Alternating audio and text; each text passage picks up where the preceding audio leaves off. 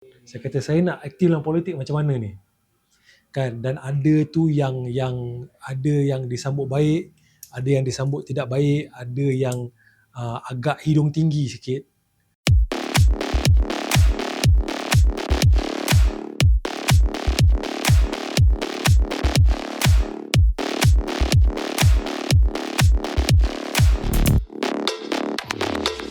Baik, okey. Nama saya Ahmad bin Abdul Rahman. Saya seorang anak Selangor. Saya lahir di Petaling Jaya, membesar di Subang Jaya, kemudian di Shah Alam. Zaman bujang saya di Petaling Jaya balik. Awal-awal saya kahwin, saya tinggal di flat PKNS di Kota Damansara. Dan kemudian tu bila keluarga saya membesar sikit, Alhamdulillah, saya dapat pindah ke Ampang lah, Bukit Antarabangsa di Ampang. Latar belakang apa lagi? Saya anak pertama, anak sulung. Saya dulu belajar di MRSM, kemudian saya mengambil jurusan perubatan tapi tak habis. Dan saya berkecimpung sebagai seorang penulis lagu, penyanyi, orang yang buat persembahan dan juga sebagai seorang usahawan dalam industri kreatif dan beberapa industri lain lah. Saya ringkasnya itu je. Oh, saya baru ni 27 hari bulan November, hari tu saya 45 tahun. Alhamdulillah. Okey, untuk saya menulis lagu ni, berkarya ni satu hobi. Kan, saya definisikan ni sebagai kalau tak ada apa-apa pendapatan daripada tu pun saya buat. Itu basically hobi lah. Kan, jadi saya masih menulis lagu, cuma kadang-kadang bukan untuk orang, untuk diri sendiri kadang-kadang. Tapi dari segi buat persembahan, itu merupakan satu kerja saya. Orang bayar, saya buat. Saya tak ada apa-apa nafsu atau keinginan atau rasa rindu terhadap menjadi seorang yang membuat persembahan atau menghiburkan orang. Tak ada rasa dah. Saya rasa adaptasi itu berlaku apabila datangnya satu niat, atau bila kita pasang niat lah. Orang Melayu cakap pasang niat. Kan? Jadi bila pasang niat dia, untuk saya dulu sebelum ni, saya buat 3 benda. Saya berkarya, saya berniaga, saya meniagakan lagu-lagu saya, dan saya mempersembahkan lagu saya. Tiap-tiap 3 benda ni mungkin orang luar nampak macam sekaligus, tapi tak. Sebenarnya 3 benda yang berbeza, dan saya lakukan dengan 3 niat yang berbeza. Apabila saya berkarya tu, saya nak sampaikan cerita rakyat, atau saya sampaikan diri saya sendiri.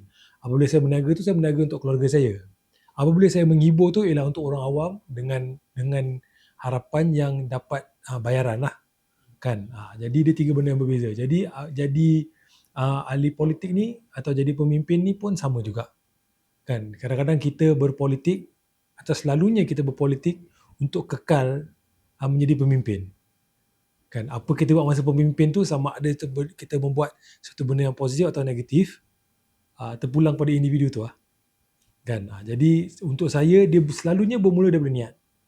Jadi Alhamdulillah, dalam saya berniaga tu, daripada lebih kurang umur saya 20 tahun hingga 40 tahun, dari segi simpanan dan pelaburan cukup untuk menampung saya, insyaAllah, sampai saya meninggal. Jadi keperluan untuk bekerja untuk mendapat duit untuk sesuap nasi itu dah tak ada. Jadi kita berubah kepada apa lagi kita nak capai, kan? Dan dia jadi benda yang mungkin lebih di awang-awangan, lebih aspirational atau berunsur aspirasi, iaitu aku dah okey dah ni, macam mana aku nak tolong orang sekeliling aku. Kan? Jadi kalau dilihatkan sekarang ni, apabila jadi wakil rakyat ni, saya tahu skala gaji dia macam mana. Kalau setakat gaji, lagi baik saya jadi penghibur. Jauh 4, 5, 6, pendapatan saya 4, 5, 6. Ada beberapa tahun tu 10 kali ganda daripada pendapatan saya semasa jadi wakil rakyat, kalau kita kira. Kan? Jadi dia bukan pasal tu, dia pasal niat dia ialah untuk membawa satu kesan positif kepada masyarakat. Jadi masyarakat ni jadi tempat yang selesa atau selamat atau yang makmur untuk anak-anak saya dan cucu-cucu saya. Alhamdulillah, apabila seseorang tu bertukar kerjaya, dia ada apa yang dia dah belajar dalam industri sebelum tu, dia boleh bawa. Bukan semua, tapi kalau boleh, kalau ada murah rezeki tu, banyak, majoritinya boleh bawa lah. Dan saya lihat sebenarnya antara dua bidang ni, hiburan dengan politik ni, ada banyak persamaan. Di antaranya ialah hiburan ni kita berdepan dengan rakyat jelata, orang-orang awam, sama macam politik. kan, dan kebanyakan daripada kerja keras itu tidak berlaku sebalik tabir. Tak ada orang tengok bila seorang penghibur tu berlatih, apabila dia merakam lagu atau merakam filem atau menulis dalam sebelum tu nak menulis atau mencipta karya tu, banyak orang tak nampak. Orang nampak yang di depan saja. Jadi ada persamaan di situ juga. Kan, dan memang semacam berkarya ni dan juga menghibur ni, dia sebenarnya dalam berkarya, bukan menghibur, dalam berkarya dengan berpolitik atau melibatkan diri dalam bidang kepimpinan. Saya suka panggil benda tu bidang kepimpinan, kan. Dia sebenarnya niat dia jauh lagi besar daripada apa yang kita buat. Kan, kadang-kadang bila kita berkarya ni, kita nak menceritakan hal-hal rakyat, berkongsi pengalaman, kan, dengan harapan ia boleh membawa satu kesan positif kepada masyarakat. Dia lebih kurang seperti menjadi seorang pemimpin, kan, dia memberi kesan yang positif. Kan, kalau nak ambil pemimpin dalam bentuk lain, kita tengok imam solat. Apabila ada seorang imam solat, kan, dia membawa kesan positif kepada masyarakat dia. Kenapa? Sebab bila ada imam solat berjemaah, pahala dia 27 kali ganda lebih. Jadi itu satu impact yang positif. Jadi itu kepimpinan lah. Saya rasa sangat penting untuk orang Malaysia dan untuk orang-orang yang menjadi wakil rakyat, menjadi menteri, menjadi exco dan sebagainya. Kita kena tahu beza di antara memimpin dan berpolitik. Dia dua benda yang agak berbeza, tapi kadang-kadang boleh dikelirukan jadi benda sama. Saya rasa mungkin ada orang tahu ni, saya diminta untuk bertanding pada level parlimen sebelum ni, PRU15, tapi saya tolak atas Ampang. Atas alasan atau atas penjelasan yang saya kurang pengalaman, kan. Dan 5 tahun lagi saya tak tahu. Saya seorang yang apabila saya dalam satu tim tu, macam saya dulu dalam kartel, saya dalam satu tim tu, saya follow tim tu. Walaupun kadang-kadang saya tak setuju 100%, tapi saya follow. Sebab itu maksudnya kita ada dalam tim. Kita ada peranan masing-masing. Apabila saya diminta untuk bertanding untuk di peringkat negeri ni, nama saya sebenarnya di tempat lain, di don lain. Tapi apabila Presiden Parti saya call, saya kata, awak boleh tak pergi Lembah Jaya? Saya kata saya boleh, saya tak ada masalah, kan, sebab saya penyelaras kat sini dan sebagainya. Saya kata boleh, saya follow je. Andai kata lain sekali tu saya diminta, saya mungkin kena berbincang lah. Tapi saya, alhamdulillah, saya ada seorang Presiden Parti yang kita boleh tak setuju dengan dia, tapi kita kena jelaskan kenapa. Walaupun kita, dia macam lecturer universiti. Dia tak ada, kita boleh cakap tak ada jawapan yang salah, janji kita boleh jelaskan kenapa. Jadi apabila saya jelaskan tu, macam saya nak awak bertanding di level parlimen, saya jelaskan tak, saya rasa tak patut sebab A, B, C, D, E.